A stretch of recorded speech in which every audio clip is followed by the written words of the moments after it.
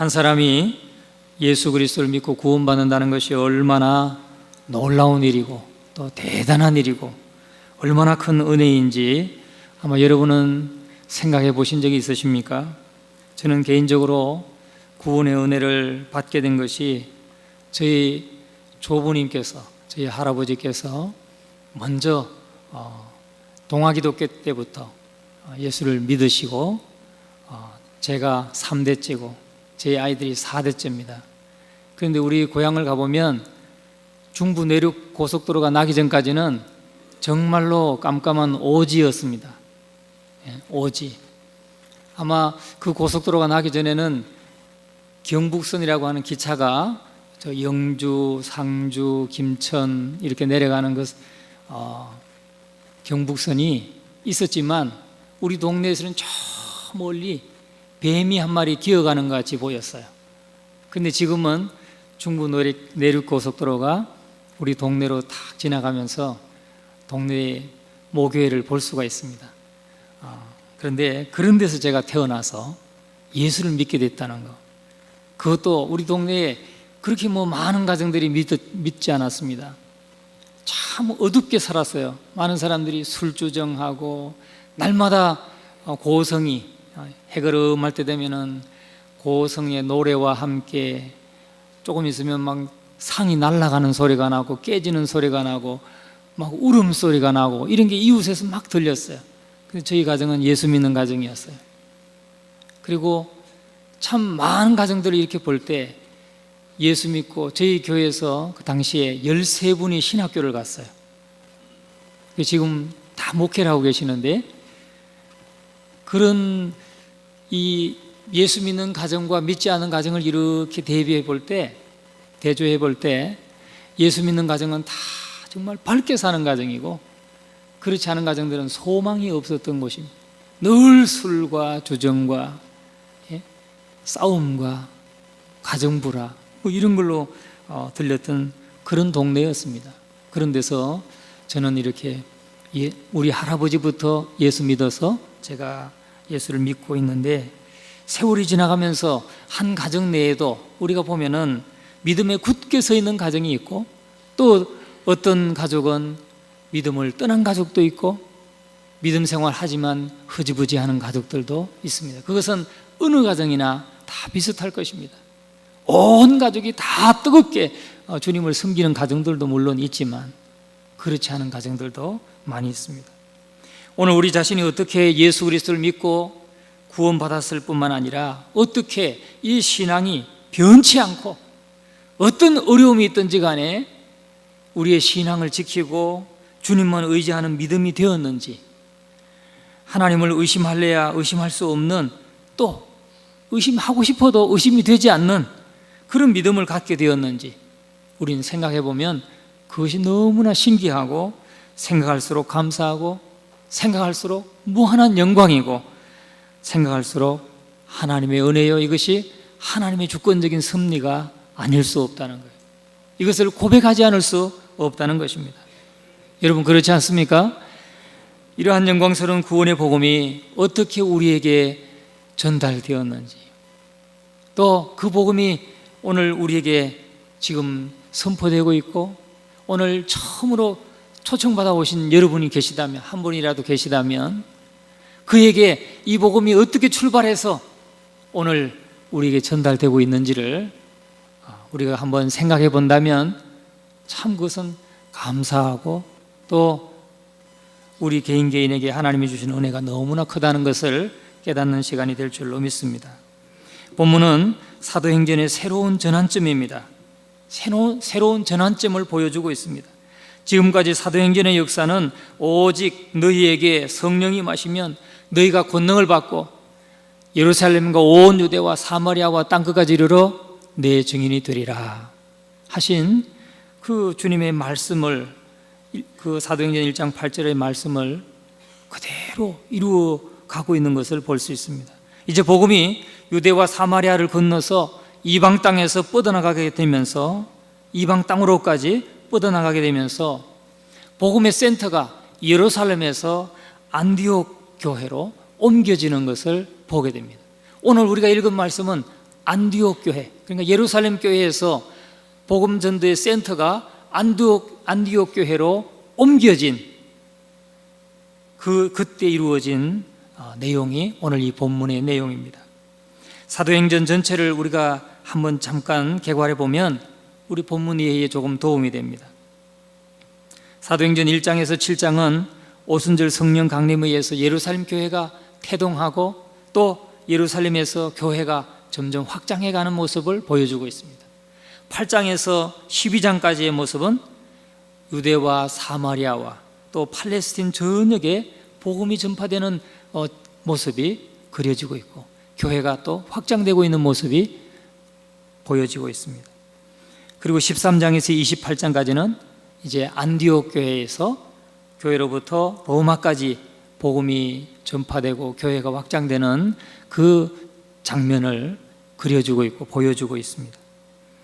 오늘 우리가 읽은 이 본문에서 특별히 다룰 것은 13장, 14장이 바울의 1차 선교 여행을 다루고 있는데 그 바울의 1차 선교 여행 그 시작점인 이 안디옥 교회에서 일어났던 안디옥 교회에서 복음을 선포하면서 놀라운 이러한 복음 전도의 역사를 우리에게 보여주고 있다는 것입니다. 바울의 1차 선교 이 전도 여행은 AD 47년에서 49년에 걸쳐서 약 2년간에 걸쳐서 이루어졌고 한 2300km 그 바울 사도가 걸었던 거리가 약 2300km입니다. 오늘날 현대의 그 교통편을 이용한다면 그렇게 먼 거리는 아니라고 할 수 있겠지만 당시로는 그저 배 타고 가고 걸어가는 그런 형편이었기 때문에 결코 짧지 않은 거리입니다. 우리가 자동차를 타고 가도 2300km면 엄청나게 먼 거리죠. 그런데 그 바울의 1차 전도 여행의 선교 여행의 중심 지역은 바로 이렇게 구브로 섬과 지중해 동부에 위치한 구브로 섬과 또 남부 갈라디아, 지금의 터키의 남부 지역 갈라디아 지방이 됩니다. 선교적 관점에서 볼 때 사도행전 13장은 그동안의 예루살렘 교회 중심의 사역이 이 안디옥 교회로 중심이 이동하는 중요한 그런 역사적인 사건을 우리에게 보여주고 있는 것입니다. 이 안디옥이라고 하는 도시, 이 도시는 사실은 로마의 3대 도시 중 하나였습니다. 우리는 안디옥이 예루살렘 바깥에 그 이방 땅에 있는 거니까 작은 도시라고 생각되기 쉽지만 사실은 로마 시대에 아주 큰 로마 제국의 3대 도시 중에 하나였다는 거죠. 로마가 첫째고 두 번째는 알렉산드리아, 이건 이집트 쪽에 있죠. 알렉산드리아. 그 다음에 이 안디옥, 이건 터키 지역에 있는 것입니다. 이때 안디옥은 사실 예루살렘보다도 훨씬 크고 정치, 경제, 문화 모든 면에서 예루살렘을 능가하는 도시였습니다. 그러므로 주님께서 이 도시를 땅끝까지 복음을 전파하는 복음의 전초기지로 삼은 것은 아마 지극히 당연한 것입니다. 주님은 이곳을 이방 복음 전파를 위한 복음의 전초기지로 삼고 하나님의 말씀에 능통한 바울을 준비하셨고 또 위로의 사람 바나바를 준비하셔서 바로 이방인을 향한 선교가 시작되었다는 것이죠. 오늘 우리가 믿는 예수 그리스도는 그때 출발했다는 거예요. 바울과 바나바가 안디옥에서 그렇게 안디옥 교회가 바울과 바나바를 파송하면서부터 출발해가지고 오늘 1889년에 우리나라에 복음이 전파되었고 오늘에 이르러서 저와 여러분들이 주님을 믿게 되고 이렇게 하나님을 섬기게 된 것입니다. 안디옥 교회는 그 바울과 바나바를 통해서 크게 부흥했고 땅끝까지 복음을 가지고 나갈 준비가 되어 있었습니다. 그러면 이 안디옥 교회가 어떤 교회였는가? 우리는 13장을 통해서 볼 수가 있습니다. 1절의 말씀에 보면은 그곳에는 준비된 일꾼들이 있었다고 말합니다. 선지자들과 교사들이 있었다 그랬어요. 바나바와 니게르라고 하는 시므온과 또 구레네 사람 루기오와 헤롯의 젖동생 마나엔 그리고 바울이 있었다고 했습니다. 흥미로운 사실은 이들은 한결같이 출신 성분이나 인종적인 배경이 다 다른 사람들이었습니다. 그러니까 우리는 안디옥 교회 이런 지도자들의 면모만 보아도 안디옥 교회가 이방 선교를 위해서 주님께서 준비시킨 교회요, 복음의 전초기지라는 것을 알게 됩니다. 뿐만 아니라 안디옥 교회는 주를 섬겨서 금식하고 기도하는 교회였다는 거죠. 아주 뜨거운 교회였습니다. 금식하고 기도하면서 하나님을 예배하는 교회. 그러니까 이 말은 금식하면서 주를 섬겼다 하는 이 말은 다른 것이 아닙니다. 영적으로 이 세상의 것들을 끊어버리고 심령을 깨끗하게 해서 단순한 마음으로 오직 주님만을 바라보는 예배를 드렸다는 것이죠. 오늘 우리가 하나님을 예배하지만 우리가 얼마나 많이 세상을 바라보고 세상의 즐거운 것을 생각하고 그것을 놓치기를 싫어하고 오직 주님만 바라보는 것을 얼마나 우리가 두려워하고 있고 아니면 싫어하고 있고 또 부담스러워하고 있는가 한번 돌아보면 그런 것들이 반성될 때가 있습니다.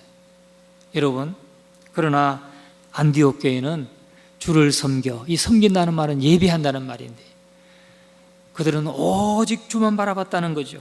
영적으로 세상 것들을 끊어버리고 주만 바라봤다. 주만 바라보면서 단순한 마음으로 주님을 섬기고 예배하는 그런 교회였다는 것입니다. 더 나아가서 안디옥 교회는 주님의 뜻에 전적으로 순종하고 즉각적으로 순종하는 교회였습니다.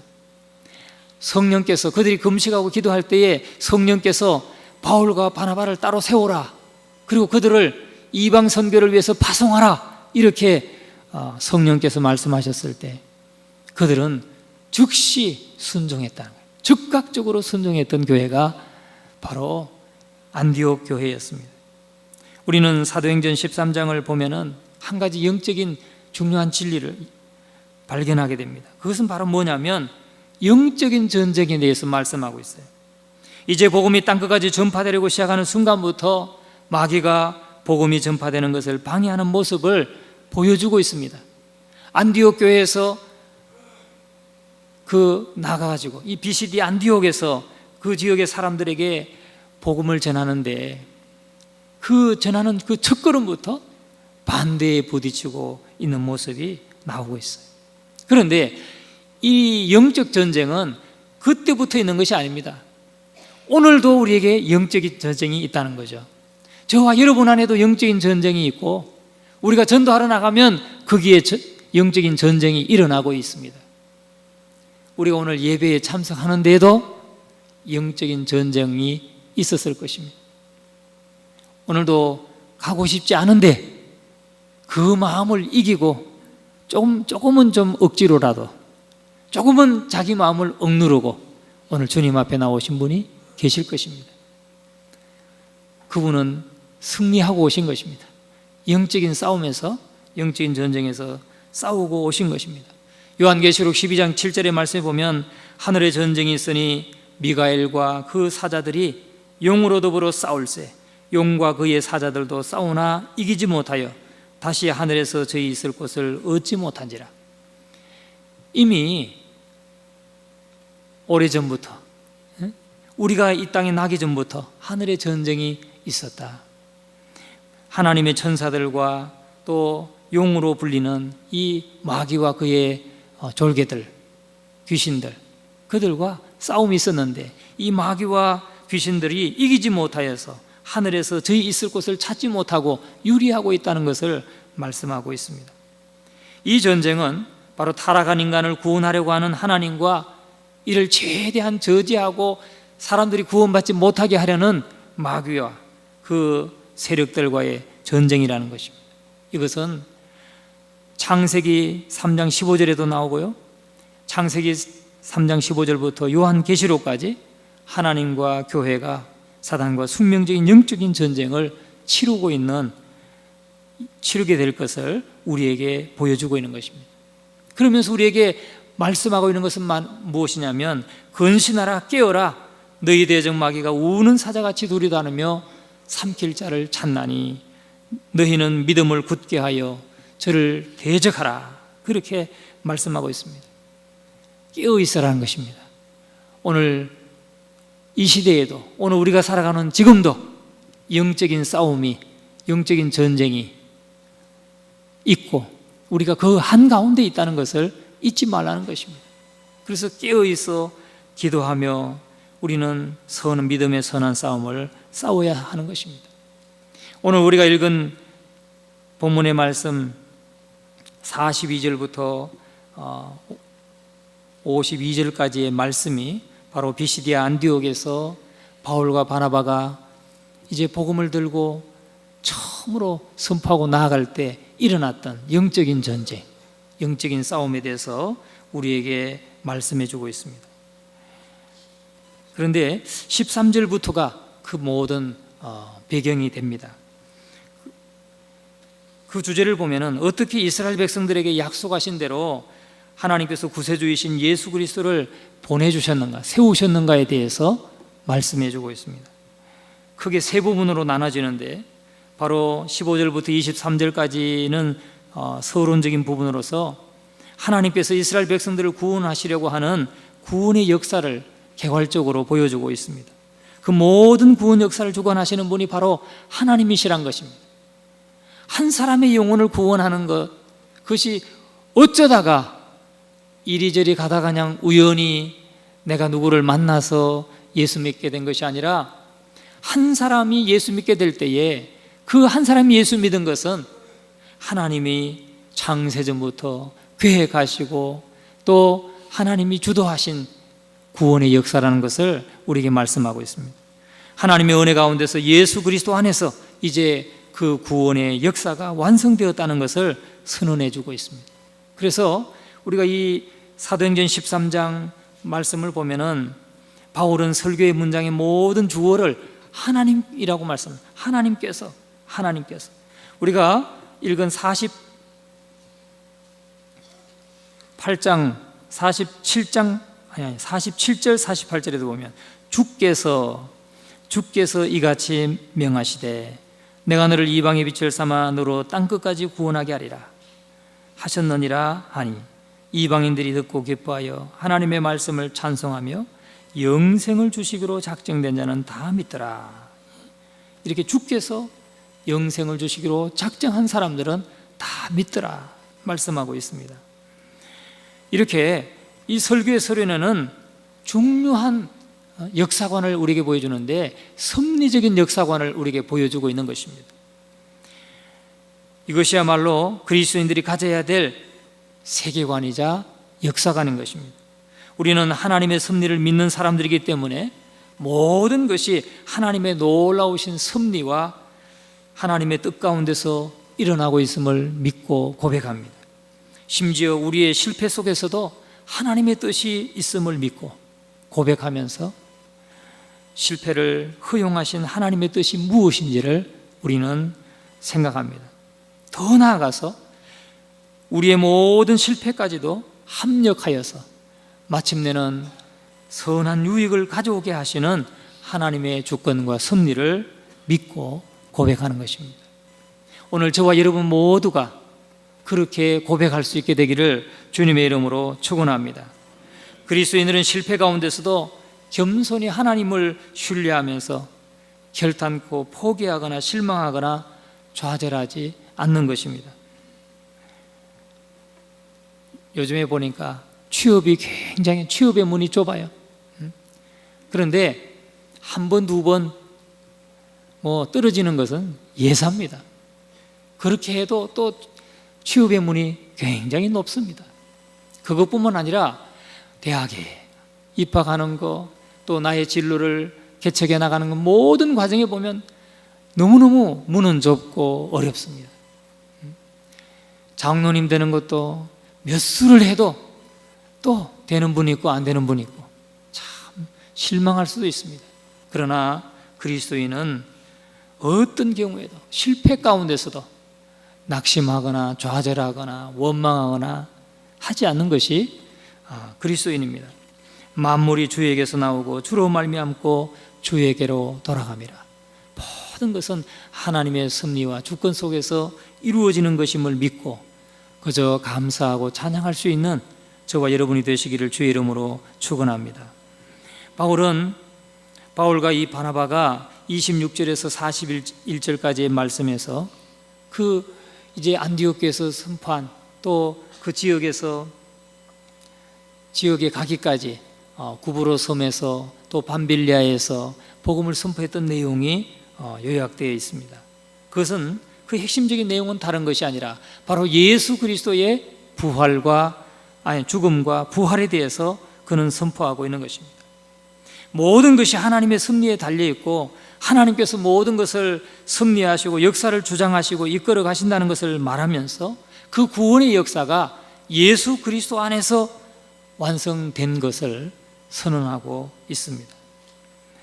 그런데 그러한 예수 그리스도의 죽음과 부활의 사건에 대해서 유대인들은 율법을 많이 읽고 그들은 암송하고 했지만 주님을 보지 못했다는 거예요.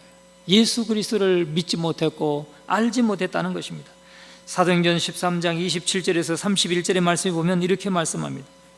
예루살렘에 사는 자들과 저희 관원들이 예수와 및 안식일마다 외우는 바 선지자의 말을 알지 못하므로 예수를 정죄하여 선지자들의 말을 응하게 하였도다.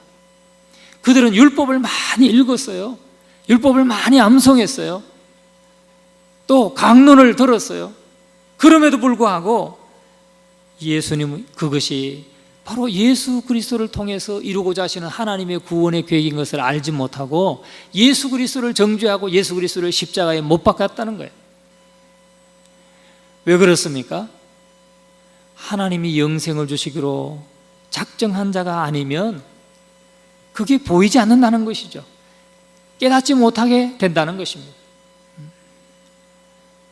하나님께서 영생을 주시기로 작정하신 사람들만이 그 복음이 깨달아지고 율법을 들을 때, 말씀을 들을 때, 하나님의 말씀을 들을 때 그것이 깨달아지고, 이것이 예수 그리스도가 나를 위해서 십자가에서 죽으시고 부활하신 대속의 사건을 말하는 것이구나, 이것이 깨달아진다는 거예요. 성경에 예언되어 있는 대로 구세주이신 예수님께서 오셨는데 저들은 율법을 읽고 하나님의 말씀을 읽으면서 들으면서 외우면서도 깨닫지 못하고 예수님을 정죄하고 십자가에 못 박았다는 것입니다. 그런데 여러분, 우리가 믿고 고백하고 따르는 예수님은 십자가에 달려 죽으심으로 끝나신 분이 아닙니다. 그분은 죽음에 매여 있을 수 없는 생명의 그리스도, 부활의 주님이십니다. 그래서 우리가 믿는 예수 그리스도는 죽으셨을 뿐만 아니라, 우리를 위해서 죽으셨을 뿐만 아니라 부활하셔서 지금은 하나님 보좌 우편에 계시고 우리를 위해서 친히 간구하시는 살아계신 주님이신 것을 믿으시기 바랍니다. 이것이 받아들여지고 믿어지는 사람은 하나님이 영생을 주시기로 작정한 분들이라는 것입니다. 그것이 오늘 이 본문에 이 복음을 듣고 사람들의 반응이 바로 오늘 우리가 읽었던 본문입니다. 유대인들과 이방인들의 반응이 너무나 달랐고 극명하게 갈라졌습니다. 극렬한 반대는 바로 어떤 유대인들은 바울과 바나바가 전하는 그 복음을 듣고 극렬하게 반대했어요. 그래서 복음을 듣자마자 그냥 나갔다고 그랬어요. 오늘 42절에 보면 저희가 나갈세, 그렇게 말합니다. 저희가 나갈세. 어디에 나갔냐면 회당에서 나갔다는 것입니다. 바울과 바나바가 비시디아 안디옥에서 회당에서 말씀을 전했는데 그들은 그 예수 그리스도의 죽음과 부활이 바로 우리의 구원을 위한 것이라는 소식을 전해 들을 때에 그것에 반대해서 그것을 거부하고 그냥 박차고 나갔다는 거예요. 박차고 나가지 않는 여러분, 그게 은혜인 것을 믿으시기 바랍니다. 예수 그리스도의 죽으심과 부활에 대해서 들으면서 그냥 여기를 차고 나가지 않은 것, 그게 은혜인 거예요. 은혜인 거예요. 어떤 분들은 그 대단한 혈기 있는 분은 그렇잖아요. 정말 그 자기하고 반대되는 견해를 주장한다든지 뜻이 안 맞으면 팍 일어나서 그냥 화를 팍 내고 얼굴에 그냥 울그락불그락 하면서 그냥 나가버리잖아요. 그런데 그렇게 나가지 않는 여러분들, 지금 이 자리에 앉아 계신 여러분, 은혜가 있는 것을 믿으시기 바랍니다. 하나님이 나를 영생을 주시기로 작정된 사람이라는 사실을 믿으시기 바랍니다. 우린 그거 하나만 봐도 내가 믿음 있나 없나, 난 믿음이 없는 것 같은데, 나는 아직도 안 믿어지는 것 같은데, 이렇게 생각되는 분이 계시다 할지라도 이 자리를 박차고 얼굴을 화를 내면서 분노하면서 나가지 않는 것만으로도 이미 영생이 나에게 주어지기로 작정된 것을 그냥 믿으시면 그냥 틀리지 않다고 저는 믿습니다. 왜냐하면 오늘 이 복음이 처음 전해질 때에 그 유대인들을, 반대하는 유대인들은 그냥 박차고 나갔다고 그랬어요. 박차고 나갔어요. 그리고 45절에 보면은 유대인들이 그 무리를 보고 시기가 가득하여 바울의 말한 것을 변박하고 비방하거나, 시기가 가득해서 분노했다는 것입니다. 복음을 들을 때 시기가 가득하고 분노하고, 오늘 이 말씀에 보면은 유대인들은 그렇게 복음을 거절하고 박차고 나갔지만은 많은 이방인들이 복음을 기쁘게 받아들였다고 말씀하고 있습니다. 43절 말씀 한번 보겠습니다. 같이 한번 읽어보겠습니다. 시작. 패한 후에 유대인과 유대교에 입교한 경건한 사람들이 많이 바울과 바나바를 좇으니 두 사도가 더불어 말하고 항상 하나님의 은혜 가운데 있으라 권하니라. 44절도 읽겠습니다.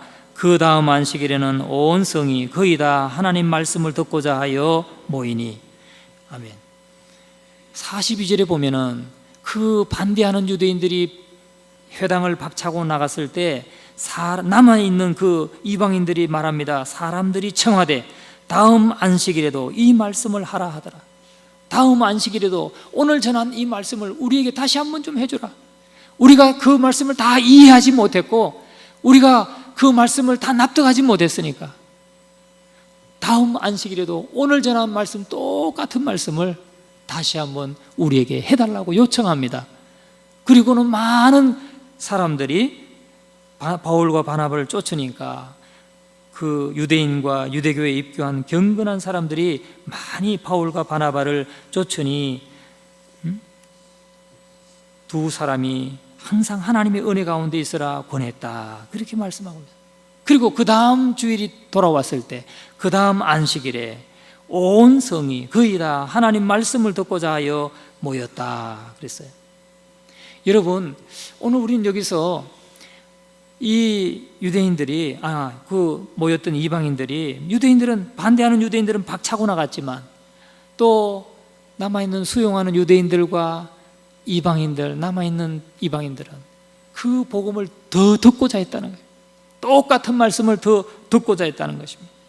여러분, 오늘 우리는 우리가 이해하지 못한 말씀, 우리가 내용을 들어도 잘 알지 못하는 말씀, 그것은 자꾸 더 어렵다고 해서 안 들으려고 할 것이 아니라 반복해서 더 들으려고 해야 되는 거예요. 말씀도 이해가 안 되면 자꾸 말씀을 반복해서 읽고 생각하면 그 말씀이 꿰어지고 깨달아집니다. 그리스도의 말씀을 반복해서 듣는 것이 좋습니다. 우리가 들은 바를 다시 듣기를 원해야 됩니다. 그것이 은혜가 주어진 사람이에요. 그래서 그 다음 안식일에는 온 성이 거의 다 하나님 말씀을 듣고자 하여 모였다. 이 말은 온 성이 거의 다 복음을 듣고자 해서 모였다. 온 성이라고 하는 것은 비시디 안디옥 주변에 있는 다른 성들까지 말하는 게 아니라 그 비시디 안디옥 성, 그 안디옥이라고 하는 한 성 안에 있는 모든 사람, 거의 대부분의 사람들이 복음을 듣기 위해서 왔다는 거예요. 그리고 그들이 그렇게 모여온 장면을 본 이 유대인들은 시기하고 분노하고 비방하고 변박했다. 계속해서 복음이 그들에게 전해지지 못하도록 그들은 반대하고 비방하고 또 대적했다는 것을 말씀합니다. 그래서 바울과 바나바가, 자, 그렇다면 우리가 이 복음을 이방인에게로, 이제 하나님께서 이방인에게로 복음을 전할 것이다 하는 장면이 46절에 나옵니다. 46절에 보면 바울과 바나바가 담대히 말하여 가로되 하나님의 말씀을 마땅히 먼저 너희에게 전할 것이로되 너희가 버리고 영생 얻음에 합당치 않은 자로 자처하기로 우리가 이방인에게로 향하노라. 여러분, 이 복음을 듣고 거절하고 거부해서 그 자리에서 박차고 나갔던 사람들은 영생을 얻기로 합당하지 않은 자로 자처했다는 거예요. 그러니까 우리가 복음을 이방인에게로 이제 향한다. 이제 너희에게서 완전히 우리 등을 돌려서 이방인에게로 향한다. 이방인에게로 복음이 이제 전해질 것을 선포하고 있습니다. 여러분, 그런데 우리는 기억해야 됩니다. 영생을 얻기에 합당치 않은 자로 자처하는 것은 어떤 면에서 우리 모두는 영생을 얻기에 합당하지 않은 자로 여겨야 됩니다.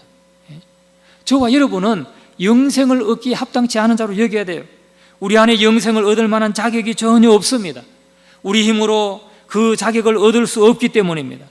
우리는 그런 신용을 하지만 우리 힘으로 영생을 얻을 자격이 없기 때문에 우리는 그것을 인정해야 됩니다.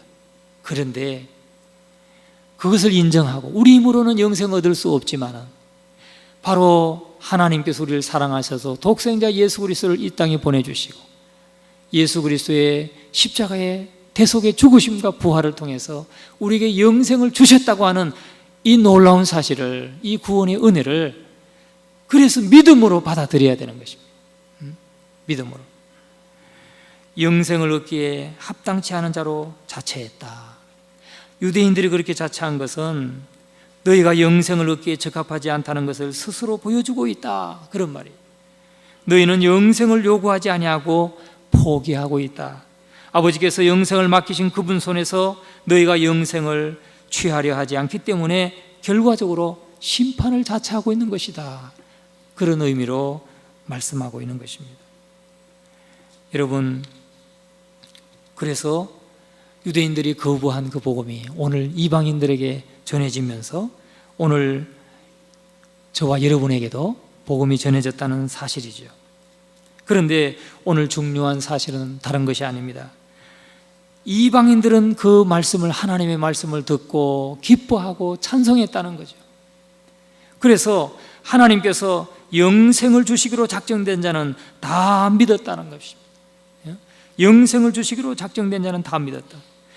이 말씀에 보면 이방인들이 듣고 기뻐하여, 48절, 이방인들이 듣고 기뻐하여 하나님의 말씀을 찬송하며 했는데, 여기서 기뻐한다, 찬송한다 하는 이 동사는요, 이것은 미완료 과거형입니다. 이것은 상태가 지속되고 있는 것을 말해요.